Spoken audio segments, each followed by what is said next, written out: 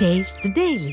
சிவகங்கை மாவட்டம் மானாமதுரை சிப்காட்டில் நடைபெற்று வரும் தனியார் நிறுவனத்தின் மருத்துவ கழிவு சுத்திகரிப்பு ஆலை கட்டுமான பணிகளை தடுத்து நிறுத்த கோரி அதிமுக சார்பில் மாபெரும் கண்டன ஆர்ப்பாட்டம் நடைபெற்றது. வட்டாட்சியர் அலுவலகம் அருகே நடைபெற்ற ஆர்ப்பாட்டத்திற்கு கழக அமைப்பு செயலாளரும் மதுரை புறநகர் கிழக்கு மாவட்ட செயலாளருமான வி ராஜன் செல்லப்பா தலைமை தாங்கினார். கழக அமைப்பு செயலாளர் சீனிவாசன், மாவட்ட செயலாளர் PR செந்தில்நாதன் ஆகியோர் முன்னிலை வகித்த நிலையில் ஆலை அமைக்கப்பட்டால் சுற்றுச்சூழல் பாதிப்பு, சுகாதார சீர்கேடு ஏற்படும் என குற்றம் சாட்டப்பட்டது.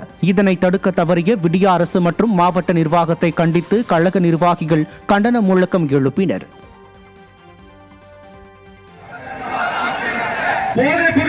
ஆட்சி நடத்திட